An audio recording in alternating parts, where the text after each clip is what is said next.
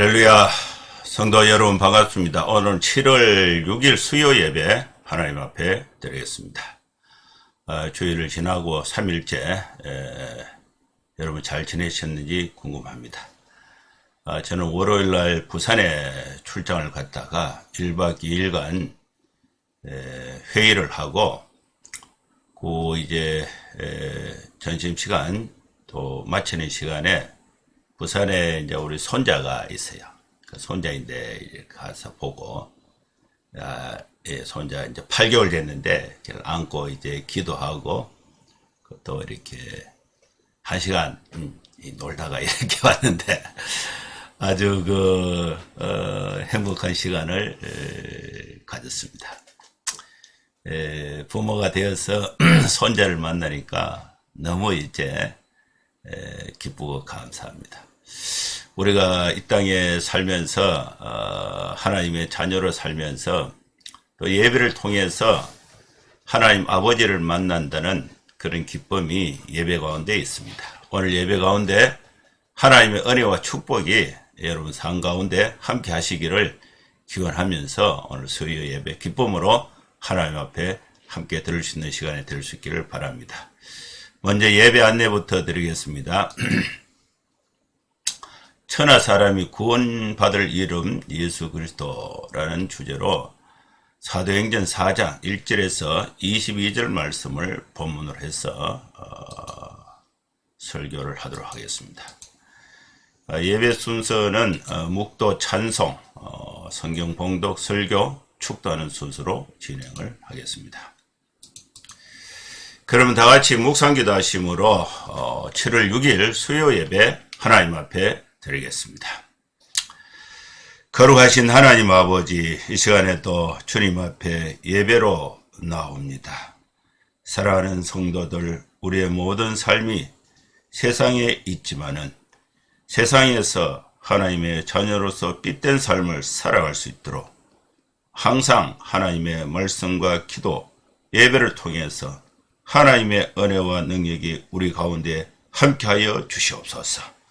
아버지 하나님, 주님 앞에 예배할 때에 우리의 모든 허물과 우리의 모든 부족한 것 주님 앞에 내어놓고 다 씻음받고 또 말씀과 기도와 성령의 충만한 은혜로 새 힘을 얻어서 다시금 가정과 직장과 세상에서 하나님의 자녀로서 당당하게 또 선한 영향력을 미치면서 살아갈 수 있는 주님의 일꾼들이 다 되게 하나님 도와주시옵소서. 예수님의 이름으로 기도하옵나이다. 아멘. 찬송가 287장입니다. 예수 앞에 나오면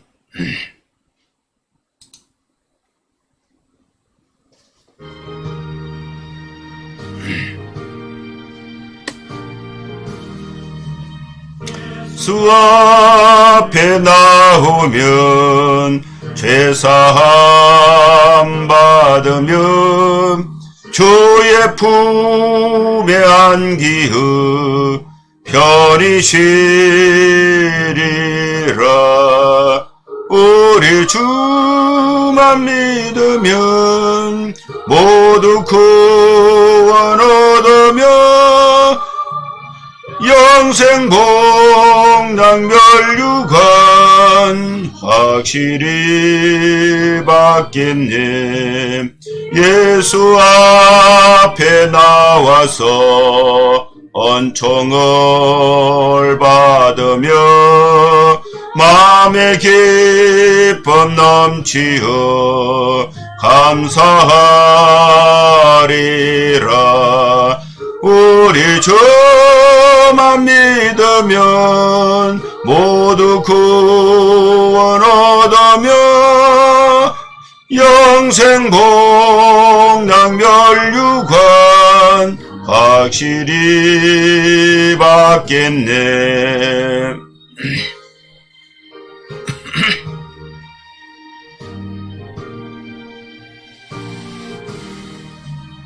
예수 앞에 설 때에 흰 옷을 입으며 밝고 빛난 내 집에 길이 살리라. 우리 주만 믿으면 모두 구원 얻으며 영생 복락 멸류관 확실히 받겠네.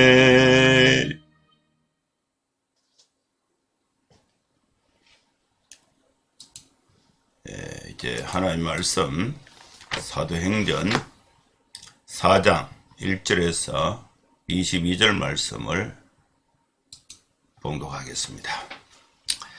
사도들이 백성에게 말할 때에 제사장들과 성전 맡은 자와 사두개인들이 이르러 예수 안에 죽은 자의 부활이 있다고 백성을 가르치고 전함을 싫어하여 그들을 잡으면 날이 이미 저물었으므로 이튿날까지 가두었으나 말씀을 들은 사람 중에 믿는 사람이 많으니 남자의 수가 약 5천이나 되었더라. 이튿날 관리들과 장로들과 서기관들이 예루살렘에 모였는데 대제사장 안나스와 가야바와 요한과 알렉산더와 및 대제사장의 문중이 다 참여하여 사도들을 가운데 세우고 묻되 너희가 무슨 권세와 누구의 이름으로 이 일을 행하였느냐. 이에 베드로가 성령이 충만하여 이르되 백성의 관리들과 장로들아, 만일 병자에게 행한 착한 일에 대하여 이 사람이 어떻게 구원을 받았느냐고 오늘 우리에게 질문한다면 너희와 모든 이스라엘 백성들은 알라. 너희가 십자가에 못 박고 하나님이 죽은 자 가운데서 살리신 나사렛 예수 그리스도의 이름으로 이 사람이 건강하게 되어 너희 앞에서 섰느니라. 이 예수는 너희 건축자들의 버린 돌로서 진모퉁의 머릿돌이 되었느니라. 다른 이로서는 구원을 받을 수 없나니 천하 사람 중에 구원을 받을 만한 다른 이름을 우리에게 주신 일이 없음이라 하였더라. 그들이 베드로와 요한이 담대하게 말함을 보고 그들을 본래 학문 없는 범인으로 알았다가 이상히 여기며 또 전에 예수와 함께 있던 줄도 알고 또 병난 사람이 그들과 함께 서 있는 것을 보고 비난할 말이 없는지라. 명하여 공회에서 나가라 하고 서로 언론하여 이르되 이 사람들을 어떻게 할까? 그들로 말미암아 유명한 표적 나타난 것이 예루살렘에 사는 모든 사람에게 알려졌으니 우리도 부인할 수 없는지라. 이것이 민간에 더 퍼지지 못하게 그들을 위협하여 이후에는 이 이름으로 아무에게도 말하지 말게 하자 하고 그들을 불러 경고하여 도무지 예수의 이름으로 말하지도 말고 가르치지도 말라 하니 베드로와 요한이 대답하여 이르되 하나님 앞에서 너희의 말을 듣는 것이 하나님의 말씀을 듣는 것보다 옳은가 판단하라.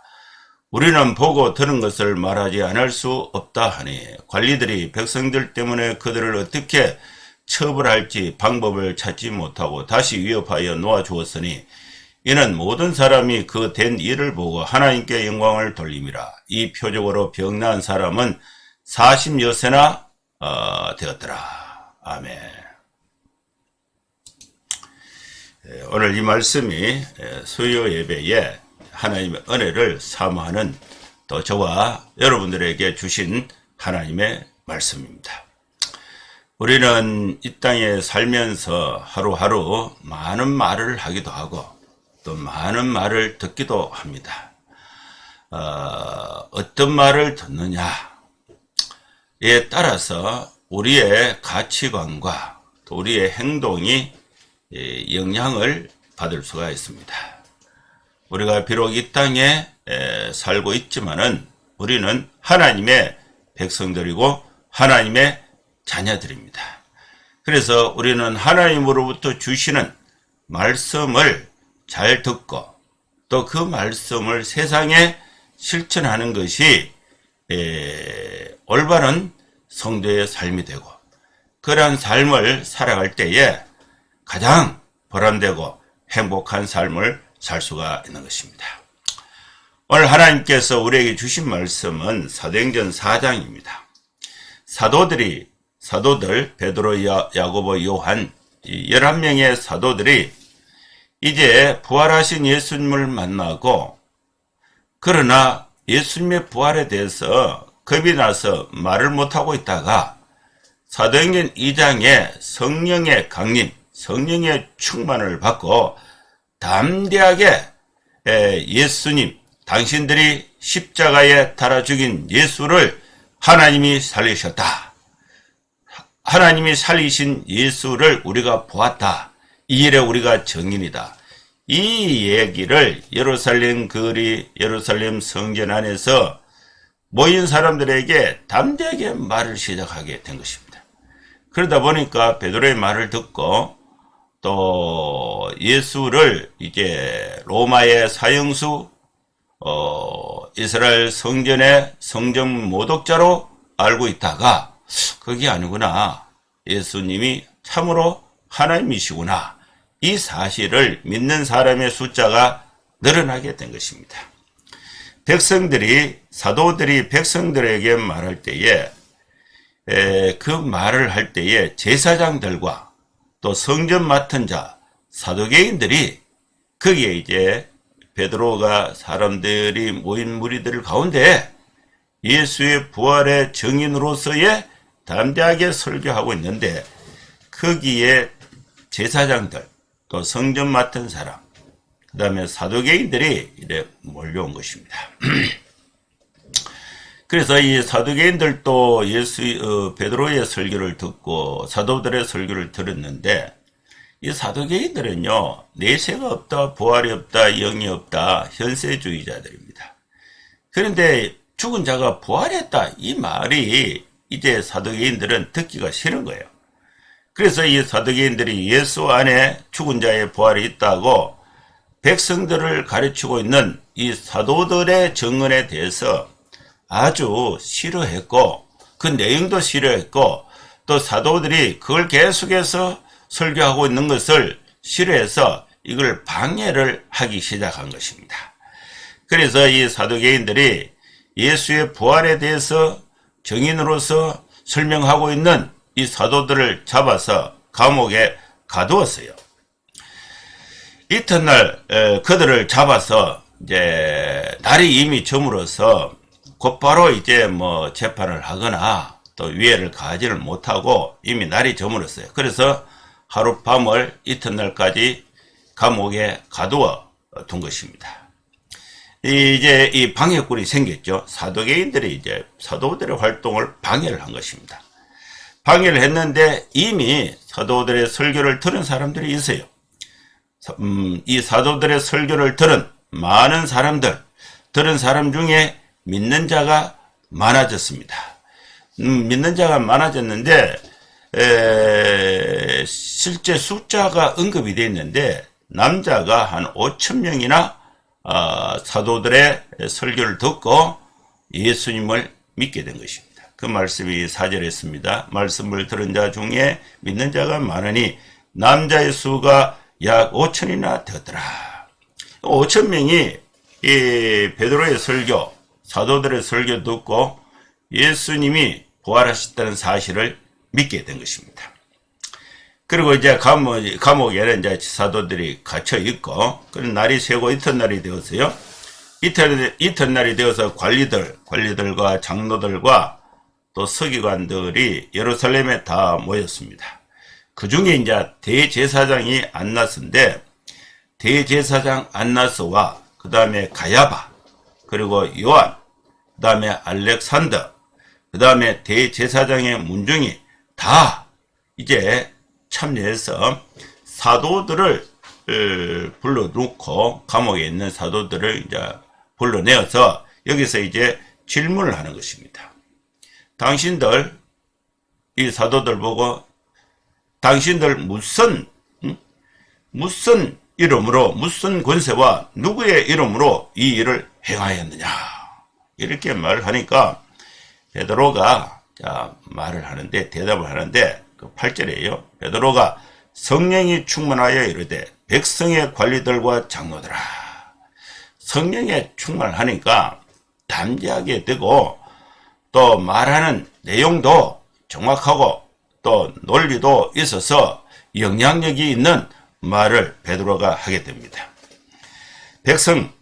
백성의 관리들과 장로들아, 만일 병자에게 행한 착한 일에 대해서 이 사람이 어떻게 구원을 받았느냐고 오늘 우리에게 질문하면, 이 병자는 성전 미문에 앉아있던 안전병인데, 안전병이에게 은과 금은 내게 없지만은 나사렛 예수의 이름으로 일어나 걸으라. 그래서 손을 잡고 일으키니까 다리에 힘을 얻어서 뛰기도 하고 걷기도 하고 성전에서 다니면서 하나님을 찬미하니까 이게 이제 난리가 난 거예요. 그래서 네가 어떻게 나왔냐 이렇게 하니까 이 사람이 베드로가 들어오는 걸 보고 이 사람들이 우리를 고쳤다. 그러니까 이 베드로가 우리가 무슨 능력이 있느냐, 예수의 이름이 이 사람을 고쳤다. 그러면 예수님이 누구냐, 이렇게 해서 베드로가 전한 설교를 듣고 5,000명이 예수를 믿게 된 것입니다. 그러면서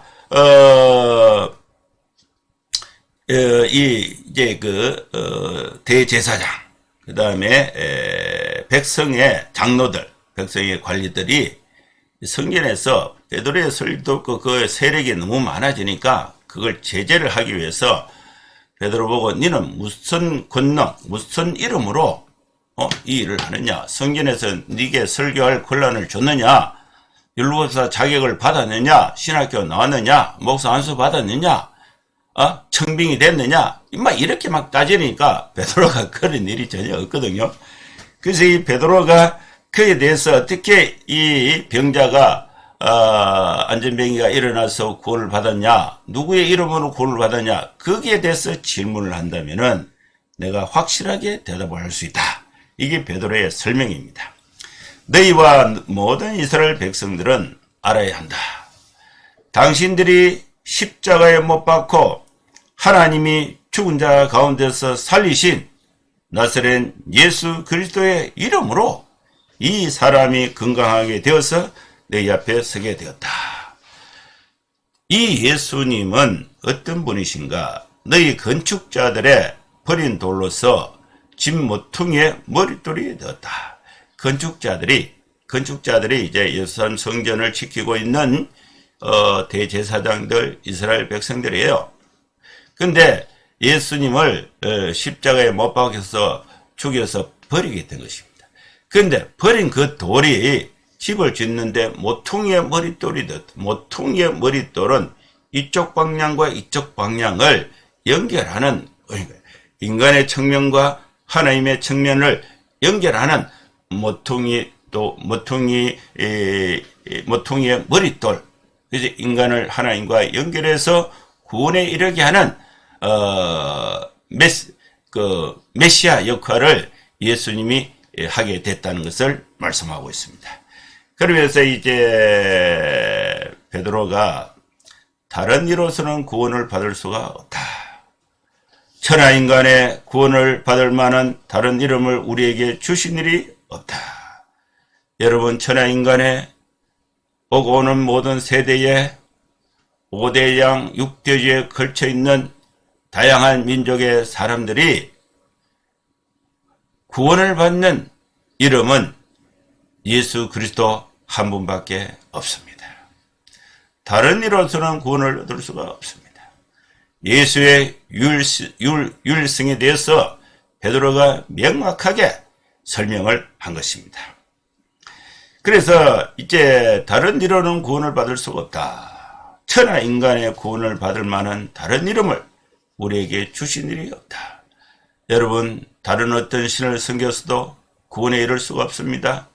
하나님의 아들 예수 그리스도를 우리가 믿음으로 예수 그리스도의 이름으로 우리가 제사함 받고 구원을 얻을 수가 있는 것입니다. 예수님은 우리가 가야 할, 구원으로 가야 할 길이요, 그 길은 진리요, 그 진리의 길을 따르면 영생 생명을 얻게 되는 것입니다. 예수 그리스도께서 말씀하시기를 내가 그 길이요 진리요 생명이니 예수 그리스도를 말미암지 않고는 아버지께로 올 자가 없다고 분명하게 선언하신 것입니다. 이렇게 설교를 이제 하니까 사람들이 이제 깜짝 놀랐어요. 13절에 보면요, 이 설교를 들었던 사람들이 베드로와 요한이 담대하게 말하는 것을 보고 이 사람들은 원래 학문을 한 사람이 아니다. 그런데 어떻게 이렇게 훌륭한 말을 하고 또 이들이 학문을 하지 않았지만 예수님과 함께 있었던 것도 알고 있는 거예요. 그리고 또 병나은 사람이 베드로와 함께 증인으로서 서가 있는 거예요. 그게 베드로의 말에 대해서 뭔가 비난할 말이 없는 것입니다. 그래서 뭔가 더 얘기했다가는 공회가 질 것 같아요. 이미 졌어요. 그래서 이 공회가 이들에게 명령을 해서 더 이상 재판을 진행하지 않고 그냥 나가라, 추방을 해버렸습니다. 명하여 공회에서 나가라 하고 서로 언론하여 이르되 이 사람들을 어떻게 할까? 그들로 말미암아서 유명한 표적 나타난 것이 예루살렘에 사는 모든 사람들에게 알려졌다. 이 사실은 우리도 부정할 수 없게 되었다. 그러니까 이제 공회에 모인 이 사도계인 중심으로 백성 관리들과 백성 서기관들 그다음에 장로들이 이제 합의를 해서 이제 그 재판을 이제 공회에서 합의를 해서 이제 결론을 지어서 종결을 하는데 어떻게 하느냐면은 자, 이 사실이 민간 이 사람들 사이에 덮어지지 못하게 하자. 그래서 일단 겁을 줘서 위협을 줘서 그냥 추방해 버리자. 그리고 이후에는 예수의 이름에 대해서 아무에게도 말하지 못하도록 명령을 내려서 그냥 추방해 버리자. 이렇게 이제 결론이 나온 것입니다.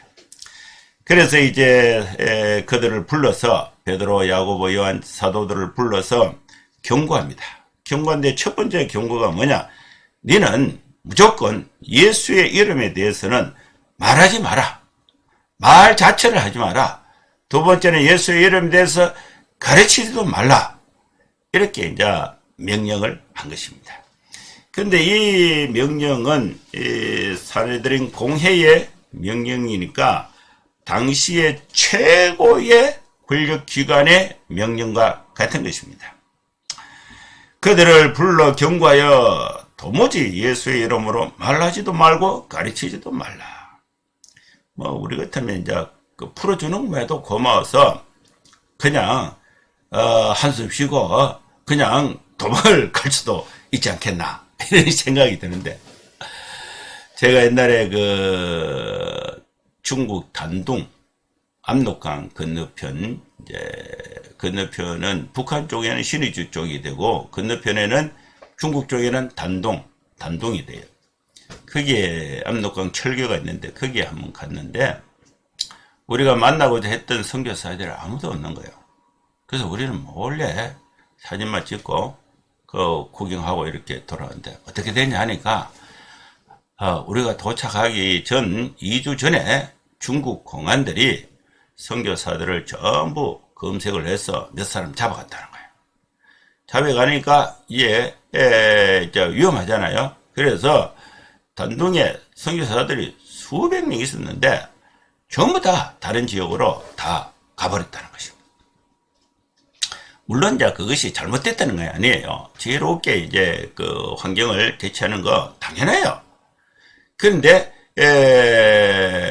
이 베드로 당시에 그하고 지금 비교를 할 수가 없는데 박해가 오면은 위협을 받는 것은 사실이에요.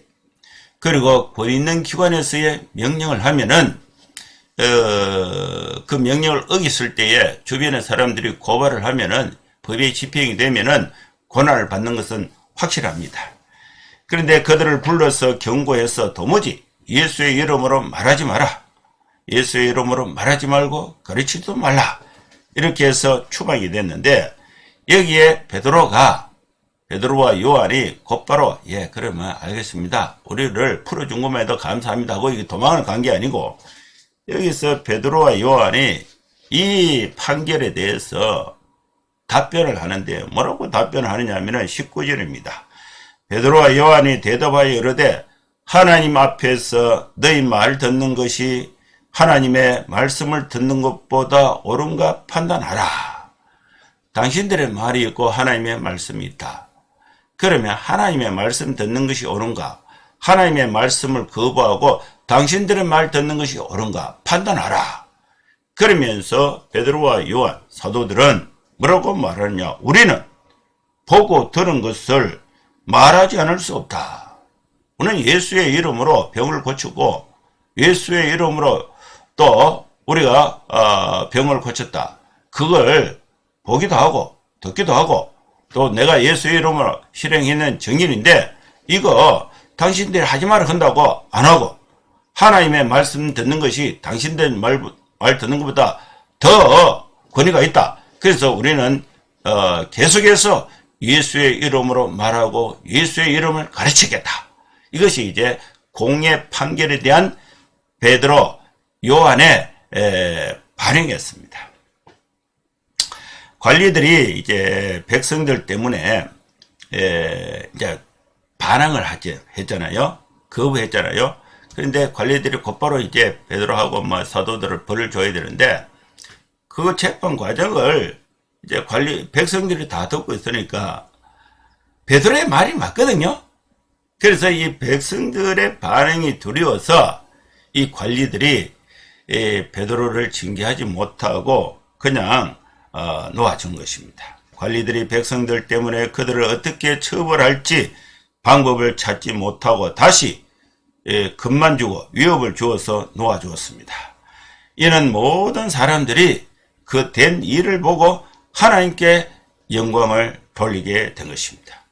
이 표적으로 병난 사람이 40세나 되었다고 말씀하고 있습니다. 여러분, 우리는 이 세상에서 하나님의 증인으로서 하나님의 자녀로서 살아가야 될 때에 하나님의 말씀은 빛입니다. 이 세상은 어두움입니다. 빛 대신 하나님의 말씀을 세상에 증거하면은 그 증거로 인해서 유대의 지도자들이 잘못됐다는 자기들의 죄가 드러나게 되니까 자기들의 죄를 덮기 위해서 복음을 전하는 사도들의 입을 막으려고 한 것입니다. 이때에 이 사도들은 예수의 이름, 천하 인간의 구원을 얻을 만한 이름을 우리에게 주신 일이 없다. 오직 예수의 이름으로 천하 인간이 구원을 얻는다는 사실을 명확하게 설명한 것입니다. 여러분, 우리는 이 땅에 살면서 예수의 이름을 증거해야 됩니다. 우리는 예수의 이름으로 구원을 받았습니다. 우리는 예수의 이름을 증거해서 천하 사람들이 구원에 이르도록 복음의 증인으로서 하나님 앞에 바르게 사는 것이 필요한 것입니다. 우리가 주님의 뜻대로 예수의 이름으로 말을 하고 예수의 이름으로 가르칠 때에 이것을 방해하는 세상의 권세와 세력이 있을 때에 우리는 판단해야 됩니다. 세상을 무서워서 예수의 이름을 포기하고 세상의 말을 들을 것인가? 또 예수의 이름을 믿고 세상과 대항해서 세상을 변화시킬 것인가? 여기서 우리는 베드로와 요한과 사도들의 신앙을 따라서 천하 인간의 구원을 얻을 만한 이름, 유일한 이름 예수 그리스도의 이름을 증거하고 가르치는 성도의 삶에 우리가 온전하게 살아가고 이 일들을 가능하게 하는 것은 하나님의 능력, 성령의 충만한 능력이 우리와 함께 할 때에 이 세상에서 승리하는 삶을 살 수가 있는 것입니다. 사랑하는 성도 여러분, 우리가 비록 세상에 살지만은 예수의 이름으로 능력을 받아서 성령의 능력을 받아서 예수의 이름을 전하고 예수의 이름을 가르치는 성도의 온전한 삶을, 복된 삶을 살아갈 수 있는 여러분 될 수 있기를 주의 이름으로 축원합니다. 기도하겠습니다. 하나님 아버지, 주님의 은혜를 감사합니다. 우리를 구원하신 예수의 이름을 우리에게 주신 것을 감사합니다. 천하 인간은 예수의 이름밖에 구원을 받을 이름이 없습니다. 이제 우리는 예수의 이름을 보고 오는 또 만나고 헤어지는 사람들 속에서 예수의 이름을 전하고 예수의 이름을 가르쳐서 모든 사람이 구원에 이르는 복된 삶을 우리가 증언하는 성도의 삶이 되게 하여 주시옵소서. 예수님의 이름으로 기도하옵나이다. 아멘. 축도하겠습니다. 이제는 우리 구주 예수 그리스도의 크신 은혜와 하나님의 사랑과 성령의 감동하마 역사 충만 축복하심이 이곳에 함께 예배하는 모든 성도들 머리머리 위에 이제로부터 영원토록 함께 있을지어다. 아멘. 예, 감사합니다. 예배는 마쳤습니다. 이 더위 가운데 또 장마 가운데 여러분 모두 건강하고 또 이렇게 복되게 생활하시고 주일에 또 뵙도록 하겠습니다. 감사합니다. 샬롬.